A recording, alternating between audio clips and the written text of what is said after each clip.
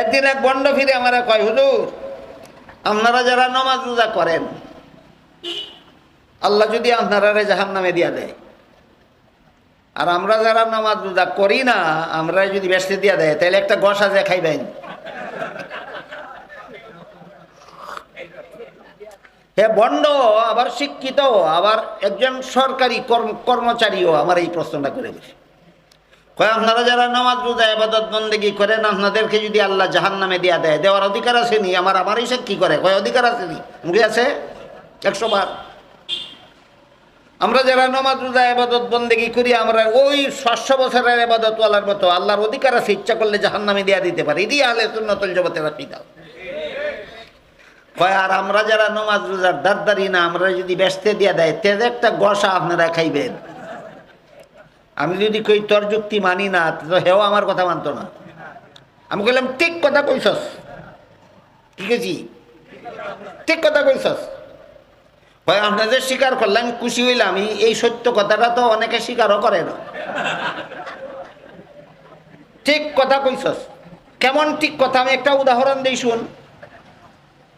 তোমরা যারা লেখাপড়া করে বড় বড় পণ্ডিত হইছ, তোমরা যদি সরকারে কয় রাস্তার পাশে পয়সা পয়সা মানুষের চিরা জুতা সিলাইয়া রুটি করে সংসার চালাও, আর যত অশিক্ষিত গোয়ার গন্ড মূর্খ আছে এরা যদি মন্ত্রী আর এমপি বানায় দেয়, তাহলে তোমরা একটা গসা খাইবা? এরম গসাটাই আমরা হাসরের মাঠে খাবো। হয় সরকারের মাথা খারাপ হয়েছিল, গোয়ারের দল রে মন্ত্রী বানাইতো আর শিক্ষিত রে মুসি বানাইতো। আমি কই না, সরকারের মাথা খারাপ হয়েছে না, আল্লাহর কিতা হইছে? ইবাদত করনেওয়ালারে জাহান্নামে দিত আর তোরারে ব্যস্ত দিত। আল্লাহর কিতা হইছে?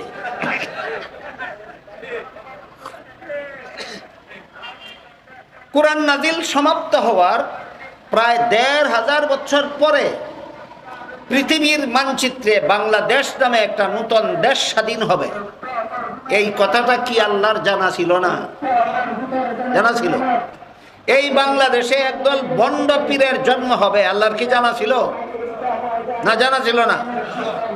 এই বন্ড পীরেরা আহলে সুন্নাতুল জামাতের আকীদারে আশ্রয় করে কইব, এই জন্যই আমরা নামাজ রোজা করি না, আমরা আল্লাহর দয়ায় বেহেশতে যাব। এটা কি আল্লাহর জানা ছিল?